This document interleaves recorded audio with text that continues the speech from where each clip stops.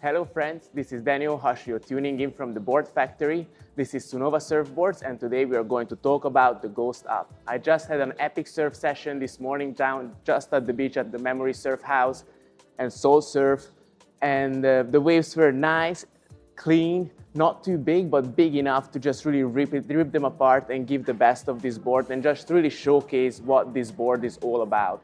So compared to the Ghost Up is our more performance-oriented SUP surfboards, and it's really coming in a big variety of shapes, and the range is quite big. So it's going from 8.1 to 8.4 to 8.7, and then from there on it goes to 8.10, 9.2, 9.6, and all the way up to I think 9.8.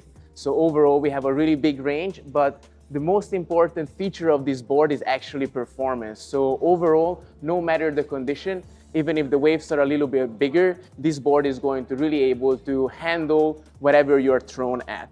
The most important features of the board are a very clean curve all the way from nose to tail, which makes the board extremely rapid, maneuverable, and reactive in all conditions.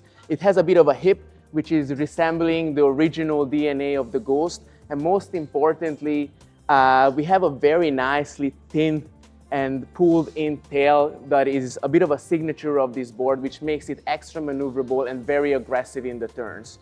Compared to the Ghost Up comes with a much more defined rocker as well, especially on the nose.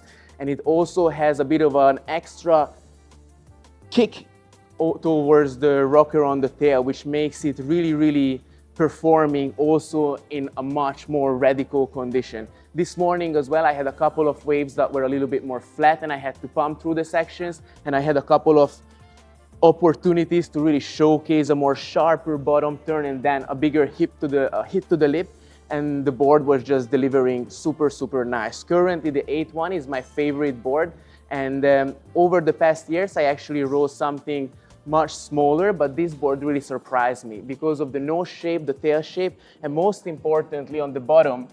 What makes this board very unique and very well performing is a very slight full concave that goes pretty much from nose all the way to the tail, that allows the board extra acceleration. So when you put your foot a little bit more forward on the board, it's accelerating down the line, and then from there you just have to really take a little step back or reposition your foot, and the comfort is given because of the pad all the way through the board. So I eventually found myself often surfing the board all the way on the tail pad, and just really whipping it around.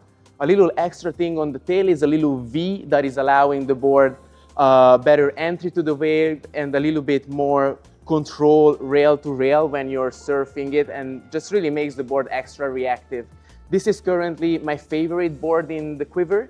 I can just only say good things about it. I have had the chance to try it in Bali in bigger versions, and now had the chance to surf the smallest version, the 8.1, here at the beach, and I just cannot wait to discover more. The pad is extra stable, very well tracking. The board comes with the ventilation valve inbuilt, and yeah, it's just a really piece of beauty. As you can see, the board has a beautiful clean line, nose to tail with a bit of a hip, and you really just the tail got pulled in nicely to really allow that maneuverability that you're looking for in your waves.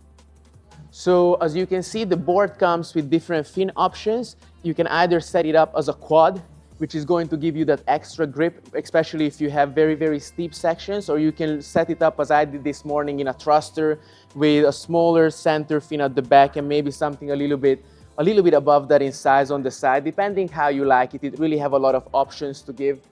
Mostly the board also have a center handle, so anytime you want to carry it around, it just really fits well and it's balanced. I could put a pedal in there and just really have a lot of comfort carrying the board around. The board is at perfect weight, perfect shape, and yeah, it's just waiting for you. Come and try.